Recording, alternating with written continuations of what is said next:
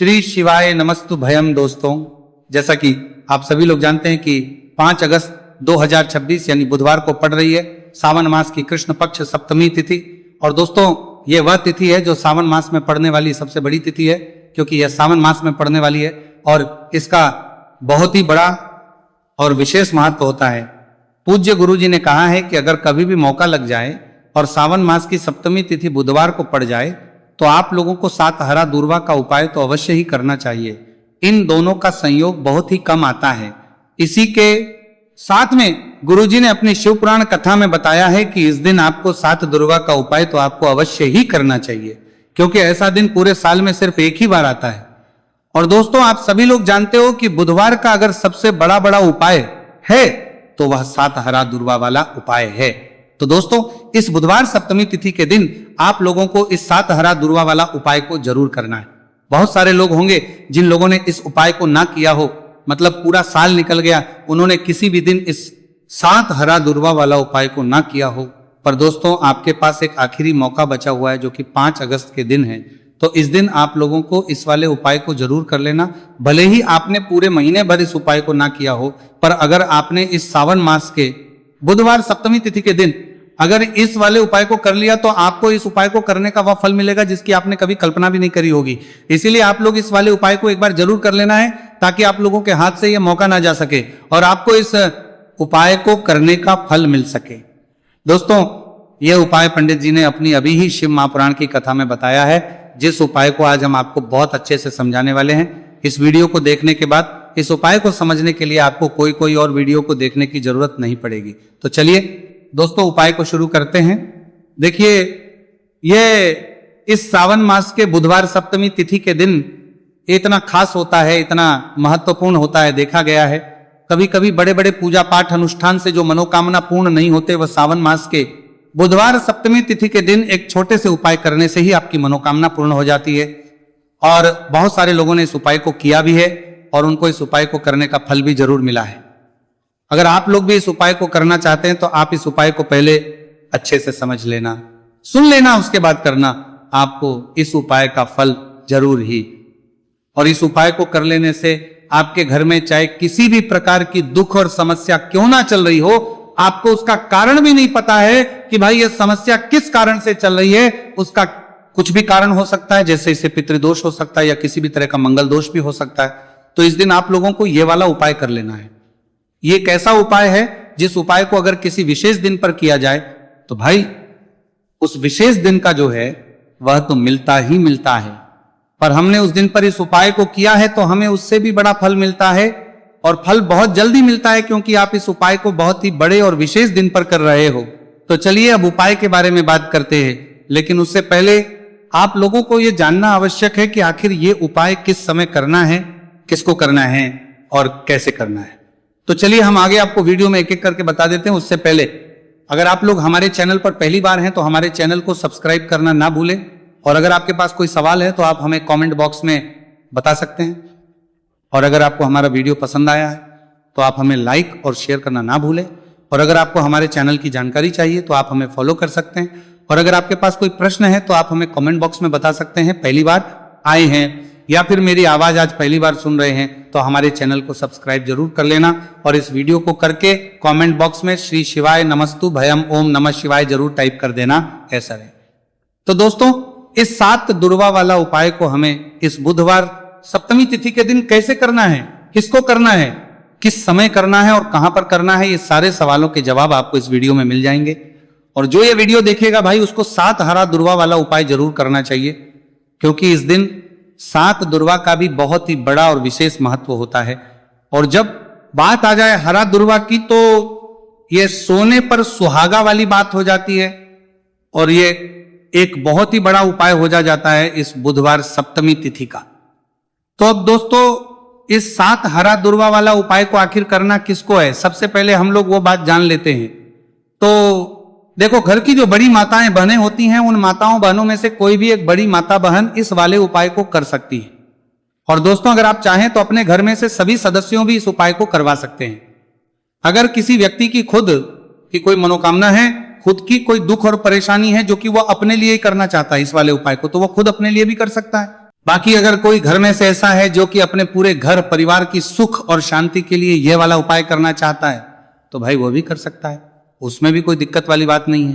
कहने का मतलब यह है कि इस उपाय को हर सदस्य भी कर सकता है और पूरे घर परिवार के सदस्य के लिए घर की बड़ी माताओं बहनों में से कोई एक माता बहन भी कर सकती है। माताएं बहनें अगर घर में उपस्थित ना हो या वो ये वाला उपाय ना कर पा रही हो तो फिर घर का कोई बड़ा सदस्य भी सातहरा दुर्वा वाला उपाय को करिए सकता है, चाहे फिर वह पुरुष ही क्यों ना हो, उसमें कोई भी दिक्कत वाली बात नहीं है। अब दोस्तों जो अगला प्रश्न निकल कर आता है वह यह आता है इसको लेकर कि आखिर इस उपाय को हमें किस समय करना है, सुबह के समय करना है कि शाम के समय करना है। तो देखो इस वाले उपाय को आप लोग सुबह के समय भी कर सकते हो और शाम के समय प्रदोष काल में भी कर सकते हो। अब अगर आप पूछो कि भाई सबसे उत्तम समय कौन सा रहेगा इस 7 हरा दूर्वा वाला उपाय को करने का, तो हम आपसे बस यही कहेंगे कि इस उपाय को आप सुबह के समय करेंगे तो ज्यादा बेहतर होगा। बाकी अगर प्रदोष काल के समय भी करेंगे तो भी अच्छा होगा, उसमें कोई भी दिक्कत वाली बात नहीं है। तो अब दोस्तों जो अगली सबसे बड़ी और महत्वपूर्ण बात आती है वो ये आती है कि सुबह अगर हम उपाय को करेंगे तो हमें कितने बजे से लेकर कितने बजे तक के बीच में करना है, और शाम के समय प्रदोष काल में करेंगे तो हमें कितने बजे से लेकर कितने बजे के बीच में करना है। तो देखो सुबह जितनी जल्दी हो सके आप उपाय को करने की कोशिश करना।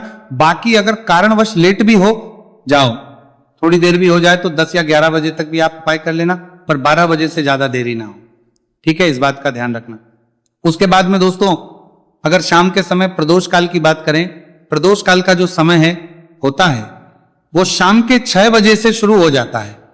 मतलब शाम के 6 बजे से लेकर शाम के 6 बजे से रात के 8 बजे के बीच का जो समय होता है यह समय प्रदोष काल का समय होता है। तो इस उपाय को 7 या 8 बजे के बीच में भी कर सकते हो, मैं आप कभी भी इस वाले उपाय को कर सकते हो, उसमें कोई भी दिक्कत वाली बात नहीं है। तो सावन मास का महीना ही है जो आपको धन दौलत पुण्य दोनों ही देने वाला है। सावन मास के महीने में तुलसी का पूजन करके श्री हरि विष्णु से जुड़े हुए कुछ उपाय करके आप अपने जीवन की निर्धनता, धन से जुड़ी समस्याएं, कर्जे से जुड़ी समस्याओं को हमेशा के लिए दूर कर सकते हैं। भगवान विष्णु को तुलसी अति प्रिय है, इसलिए उनकी पूजा में भी विशेष रूप से हम तुलसी का उपयोग करते हैं। और बिना तुलसी दल के, बिना तुलसी मैया के श्री हरि विष्णु की पूजा और उनका भोग दोनों ही अधूरे होते हैं। इसीलिए सावन मास के महीने में ऐसा उपाय आपको बताने वाले हैं जिसे करने से श्री हरि विष्णु की असीम कृपा आपको मिलेगी और मां तुलसी से ऐसा आशीर्वाद मिलेगा, जीवन का हर दुख, हर कष्ट, गरीबी, निर्धनता, कर्जे से जुड़ी समस्याएं सब कुछ ही आपके जीवन से दूर हो जाएगा और सुख, समृद्धि, धन, वैभव, ऐश्वर्य सब कुछ आपको अपने जीवन में आसानी से मिलने लगेगा। तो चलिए बात कर लेते हैं कि कौन सा उपाय है, तुलसी के पौधे में कौन सी चीज आपको रखनी है और इस उपाय को किस समय करना है। देखिए सबसे पहले तो आपको बता दें कि अगर आपके घर में तुलसी का पौधा नहीं है तो सावन मास के महीने में तुलसी का पौधा अपने घर में लाकर जरूर लगाएं, क्योंकि सावन मास के महीने में जो लोग अपने घर में तुलसी जी का पौधा लाकर लगाते हैं, मां तुलसी का पूजन करते हैं, कभी भी मां तुलसी उनके घर में निर्धनता नहीं रुकने देती है। हमेशा उनके घर में धन की वृद्धि होती है, धन की वर्षा होती है। तो जरूर से तुलसी का पौधा आप सावन मास के महीने में अपने घर जरूर लेकर आए और अच्छे से आपको मां तुलसी का पूजन करना है, मां तुलसी के पौधे की देखभाल करनी है। और वह कौन चीज है जो आपको तुलसी के पौधे में सावन मास के महीने 5 अगस्त बुधवार सप्तमी तिथि में रखना है, और कैसे ये चीज रखते ही रातों रात आपके जीवन में चमत्कार होगा और आपके भाग्य का भी आपको साथ मिलेगा। तो देखिए इस वीडियो में जितने भी उपाय हम आपको बताएंगे सभी उपाय सरल है। देखो गुरुजी ने कहा है कि बुधवार के दिन आपको 7 हरा दुर्वा वाला उपाय तो अवश्य ही करना चाहिए। वीडियो के अंतिम में आपको उपाय बताया है, आपको करना है। देखो आगे बढ़ने से पहले वीडियो को एक लाइक जरूर करें।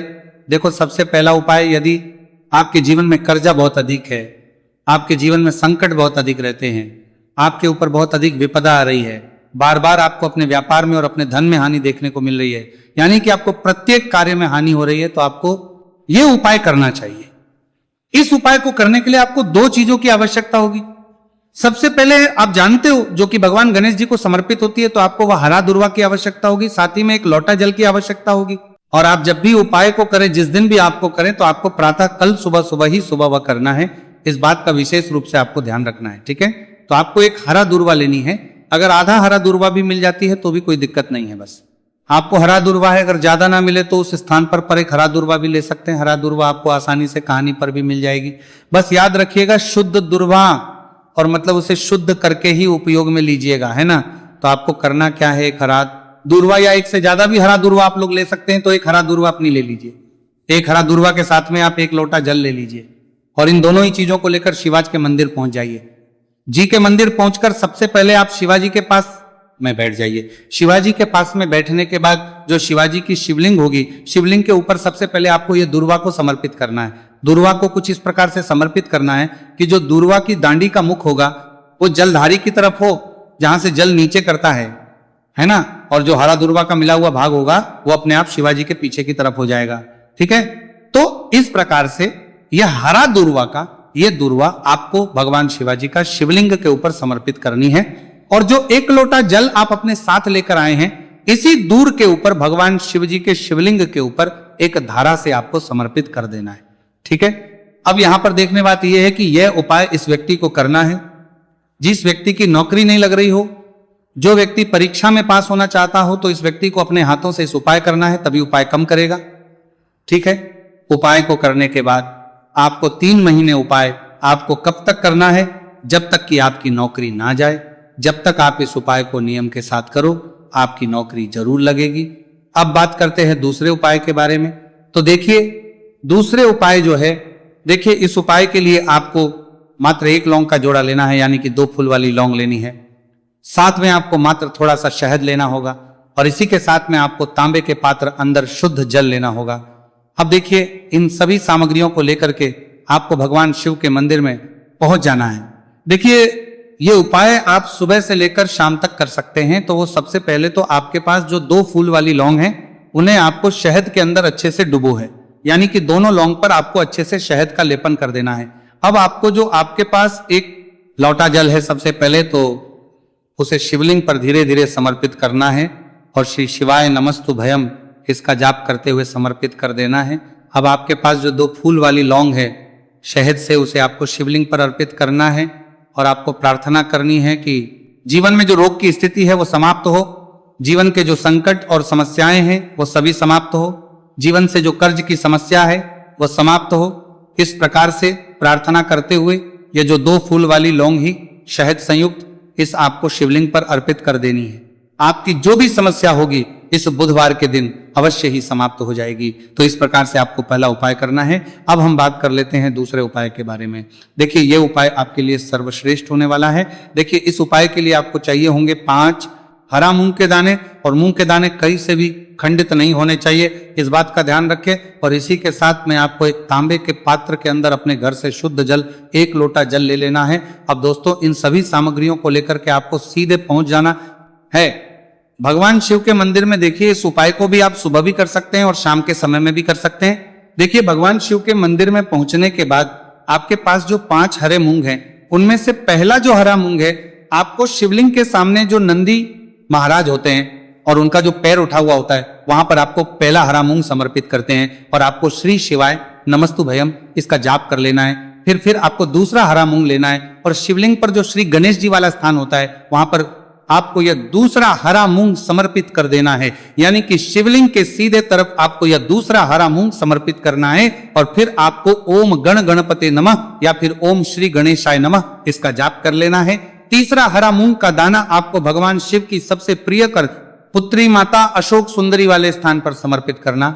शिवलिंग की जो जलाधारी होती है, जहां से जल बह करके आता है, उसी जलाधारी के बीच में जो कहीं कहीं उठी हुई लाइन होती है सांप की आकृति के रूप में, वहीं पर आपको तीसरा हरा मूंग समर्पित करना है और फिर आपको ओम नमः शिवाय इसका जाप कर लेना है। अब दोस्तों चौथा जो हरा मूंग है उसे आपको भगवान कार्तिकेय जी का जो स्थान होता है शिवलिंग पर, वहां पर आपको ये चौथा हरा मूंग का दाना समर्पित कर देना है और आप ओम नमः शिवाय इसका जाप कर लेना है। अब दोस्तों आपके पास जो 5वां और अंतिम हरा मूंग बचा हुआ है उससे आपको उससे जल के पात्र के अंदर डाल देना है और इस हरे मूंग से युक्त जल से आपको भगवान शिव के शिवलिंग का अभिषेक कर देना है। जल आपको बिल्कुल धीरे धीरे समर्पित करते जाना है और लगातार आपको शिव महापुराण के मूल श्री शिवाय नमस्तु भयम इसका जाप करते रहना है। फिर आपको शिवलिंग के आगे बैठकर, यदि आप अपने बच्चों के लिए ये उपाय कर रहे हैं, यदि आप अपने बच्चों की बुद्धि ज्ञान और विवेक के लिए उपाय कर रहे हैं, तो उसके लिए आपको प्रार्थना कर लेनी है, या फिर व्यापार में वृद्धि करने के लिए ये उपाय कर रहे हैं तो उसकी कामना करते हुए आपको प्रार्थना कर लेनी है, या फिर अपनी नौकरी के लिए कर रहे हैं, या फिर अपने इंटरव्यू के लिए, या फिर धन की प्राप्ति के लिए कर रहे हैं। जिस भी कामना के लिए आप उपाय कर रहे हैं उसे परिपूर्ण करने के आपको महादेव से प्रार्थना कर लेनी है, और फिर आपको वापस अपने घर आ जाना है। पूज्य गुरुजी ने कहा है कि जो भी व्यक्ति इस उपाय को कर लेता है तो यकीन मानिए आपके जीवन की जो सारे संकट, कष्ट और बाधाएं ही वह सभी समाप्त होंगे। अब हम बात करते हैं अगले उपाय की। इस उपाय के लिए आपको एक दीपक लेना है। दीपक आप मिट्टी का भी ले सकते हैं और शुद्ध आटा मढ़कर उसका दीपक भी आप तैयार कर सकते हैं। अंदर गोलबाती का प्रयोग करना है और दीपक के अंदर आपको शुद्ध घी का प्रयोग करना है। इसी के साथ में आपको मात्र एक फूल वाली लौंग लेनी होगी। अब ये एक दीपक और एक फूल वाली लौंग लेकर के सीधा आपको पहुंचना होगा बरगद के वृक्ष के। वहां पर देखिए, सबसे पहले तो आपके पास जो एक फूल वाली लौंग है उससे आपको बरगद के वृक्ष की जड़ में समर्पित करना है। देखिए, अगर आपके जीवन में कोई भी बड़ा संकट आने वाला है, कोई बड़ा कष्ट आने वाला, तो वो इस उपाय के माध्यम से दूर होने वाला है। महादेव की विशेष कृपा रहेगी कि जो भी संकट आपके जीवन में आने वाला होगा वो भी दूर हो जाएगा। तो आपको एक लौंग समर्पित करनी है बरगद के वृक्ष की जड़ में, और वहीं पर आपको जो है गोल बाती वाला दीपक जो आप लेकर के गए हैं उससे भी वहां पर प्रज्वलित कर देना है वटकेश्वर महादेव का स्मरण करते हुए। देखिए, जब भी आपको जीवन में समर्पित करना है, साल लगने लगे कि आपके जीवन में कुछ भी अच्छा नहीं चल रहा है, तब भी आपको ये उपाय करना है। तो इस प्रकार से आपको ये उपाय करना है। अब हम जान लेते हैं चौथे विशेष उपाय के बारे में। देखें, यदि आपके विवाह में, शादी में कोई भी समस्या आ रही है, यदि आपका जो कर्ज है वह दिन पर दिन बढ़ते ही जा रहा है, तो आपको यह चमत्कारी उपाय करना चाहिए। कोई भी समस्या अगर जीवन में है तो उसे दूर करने के लिए आपको उपाय करना चाहिए। मंगल दोष से जुड़ी हुई समस्या भी है तब आपको यह उपाय करना चाहिए। देखिए, इस उपाय के लिए आपको एक तांबे के पात्र के अंदर अपने घर से शुद्ध जल लेना है और इसी के साथ में आपको एक चुटकी लाल चंदन लेना होगा। अब आपको क्या करना है कि जो लाल चंदन आपने लिया है उसे आपको उससे जल के पात्र के अंदर डाल देना है, और ये जल जो है आपको लाल चंदन से युक्त तैयार कर लेना है। और ये लाल चंदन से युक्त जल आपको भगवान शिव के मंदिर में लेकर के पहुंचना है। लेकिन उपाय भी आप सुबह से लेकर के शाम तक कर सकते हैं। अब दोस्तों, ये जो लाल चंदन से युक्त जल है, इसे आपको भगवान शिव के शिवलिंग पर धीरे धीरे अर्पित कर देना है, और आपको लगातार श्री शिवाय नमस्तुभयम इसका जाप करते रहना है। देखिए, यदि आपके जीवन में विवाह से जुड़ी समस्या चल रही है तो आपको मंगलेश्वर महादेव का स्मरण करना है, और जीवन में अधिक कर्ज की समस्या है तो आपको आर्यन मुक्तेश्वर महादेव का स्मरण करना है। देखना, एक दिन आपकी सब तरह की समस्या जल्दी ही समाप्त हो जाएगी। तो इस प्रकार से आपको ये चौथा उपाय करना है। अब हम जान लेते हैं। तो दोस्तों,